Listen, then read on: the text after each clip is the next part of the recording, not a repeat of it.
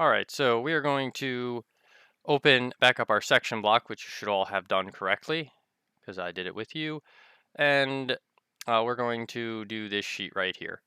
So it's asking us to take that section block and do the following things to it with tolerances. So it wants us to add a bilateral tolerance to the overall length, width, and depth. And that bilateral tolerance will be at 0.1.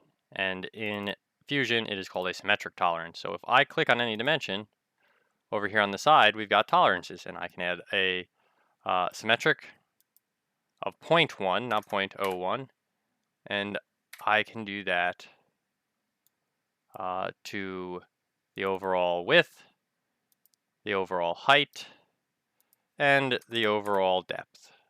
There's the overall height, and here we go with the overall depth. Okay, so that was the first thing it asked for. The second thing it asks for is make stacked limit dimensions to locate the hole for the overall depth, so that's right there, such that the dimension can vary between the dimension given, which is 2 inches, and a 0.03 inches larger. So that's here for locating the hole. So it wasn't the 2 inches, I apologize. It was the dimension to locate the holes, which is the 1 inch. So, and it wants limit dimensions, and it wants one of those limit dimensions to be the exact dimension that we started with, which is 1, and then the other dimension to be 0.03, I believe, or was it 0.003? No, 0.03 larger. And I'm going to click close. So there we go with our limit dimensions. The next step, if we looked, wants us to make datum dimensions or baseline dimensions instead of the default dimension that we have. So I'm going to move the overall dimension down. I'm going to delete these dimensions, and then I'm going to go to baseline, because this makes datum dimensions. And I'm just going to go through and add them. So now we have datum dimensions to better locate the holes, or so it says. So that was C. D is add a unilateral, which is called deviation in Fusion 360 tolerance of plus 0.003 inches to the counterbore diameter of the 0.25 inch diameter counterbore. And we have to change the decimal precision. So that is this counterbore. I've got to go right here, change the tolerance to deviation. No deviation going down. I have to change the precision. And there is a deviation going up of 0.003. But it was deviation. So there we go. Now I can click OK. So that's in there. Great. And then make a bilateral of 0.002 on the half-inch diameter countersunk hole. So this is the half-inch diameter countersunk hole. I'm going to go to symmetric because that is bilateral, and it was 0.002.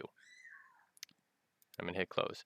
And after that is in there, you're all set with this part, and this part can be handed in. In addition to this part, however, oh, I forgot, you got to add the general tolerances table. You can try to copy it. I don't think this will work. But, you know, if you can't attempt to be lazy, then what are we doing? So I'm just going to see if I can just paste the table in. That's not great. But I can do something with it. So, like, I can... Oof. All right. So linear dimensions should go right here. Angle, copy should go right here. This can get deleted. This can get deleted. And these can get deleted. And these can get merged, I believe.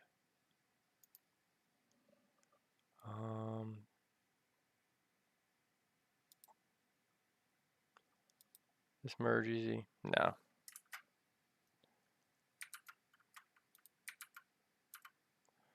I wanted this.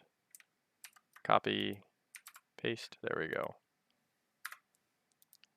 And then I am going to go back and I can copy and paste each of these lines for a general tolerance chart. Oh, so here we go. First line, excellent. I'm going back in, copy, paste. Second line, excellent. Copy, paste. I think I can delete this one. Good. Not too keen on how to use these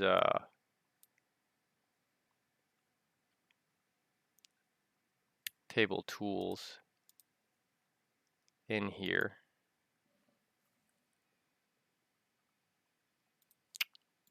So I'm just going to type in general tolerance. And there you go. So you got a chart, general tolerance. I lost my title block somewhere along the line. I'm going to go see if I can find it.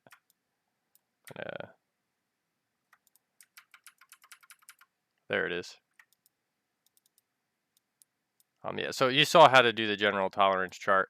It probably would even be better to put in a proper table, and instead of doing automatic, set it up as an empty table. Maybe drop it in table direction down. There we go. And then, add and subtract rows as needed. Like, I do need 4, but I do not need 1, 2. There we go. I would take it. So that's probably the better way to go about it. And then, just go in and copy all the information you would need, as I did originally. So this is a general tolerances chart. So put that up top. And then for each row, do what you got to do. So this is probably the nicer way to do it. Shows you all the angles. Oh, that's what I keep doing. I keep deleting the title block. Very irksome when I do that.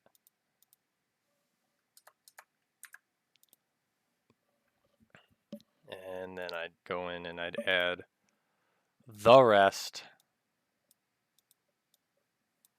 Okay, so after you get the general tolerance chart, which I will be done with momentarily,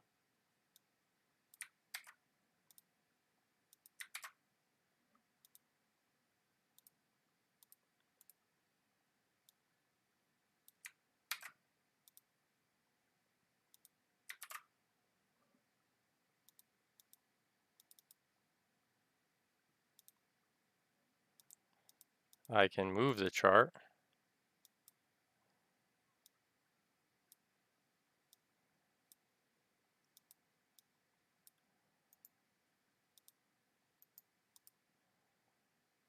Oh, there it is. It's good. So if you had to move the chart, you can stretch it. Does this move it? No, that doesn't move it.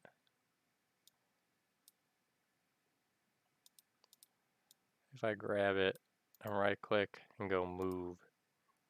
Yes, this works. I want to just plop it in the corner. Here we go. So that finishes this. Got general tolerances, you got all this stuff in your drawing, and then finally on the sheet, after you submit that PDF above, there are 2 questions you hear. So down below, you've got if the drawing used chain dimensioning on the image below, and therefore the tolerance are additive, what would be the upper limit of the dimensions from the left edge to the center, assuming that general tolerances apply? So what is the upper and the lower limit? So for this one, if the details in the drawing use chain dimensioning for the whole dimension shown in the image below, and the tolerance area, what would the upper and lower image be from the left of center, assuming general tolerances apply? So when it says assuming general tolerances apply, we're going with the general tolerance. So if we look at each of these based on the decimal points, this is the general tolerance. And what it's asking you is what is the upper and lower limit if you did the general tolerance for each of these together to add up to here. The one on the bottom, B, is what are the upper and lower limits from the left edge to the center of the 0.25 hole diameter drawing created using datum dimensioning, which is above, assuming general tolerances apply. Okay. Now with datum dimensioning, you wouldn't be adding them up. So there is a difference. So with chain dimensioning, you're going to add each one of these up to this hole. So you're going to add all 4 of them up. With datum dimensioning, which is what we did on here, you only apply the tolerance to this one. So how does the setup work for this, or what would you do? So for datum dimensioning, for B, because it's right here and it's quicker, I'll just run through it. The general tolerance on B for the upper and lower limit would be to take 4.25, right? 4.25, excuse me, and then add an upper and a lower limit to it of 0.1. So this would be an upper limit of 4.26 and a lower limit of 4.24. And that's not really very visible, but that is the answers to B. So that's B. Now, if we're looking at A, it gets more complicated. So A, we'd have to take all of the lower limits and add them up and all of the upper limits. So for A, our lower limit, it's the same thing. You're still dealing with this 0.01 is the lower limit for all of these because they're 2 decimal points. So the lower limits would be, 0.74 plus 0.1, I should say, 0.99. Or no, it's actually 0.999. I apologize. So this one is 0.99 because we lost 1 plus 1.24 and then plus 1.24 again. So you would have to add all of these up. You have to add all of them up, boop, boop, boop, to get your answer for the lower limit. So this is, your lower limit. Lower limit. For the upper limit, you'd have to add all of them up the other way. So it would be 0.76, 1.01, make a nice line defining here, 1.26, and then 1.26 again. And that would give you your upper limit. Your upper limit. And that's because this one is using a chain dimension. So going from the left, you have to add this one plus this one plus this one plus this one. Whereas in the other scenario, you only had to do it once. So you only had to do it for the 4.25. So that is how you would do the second problems.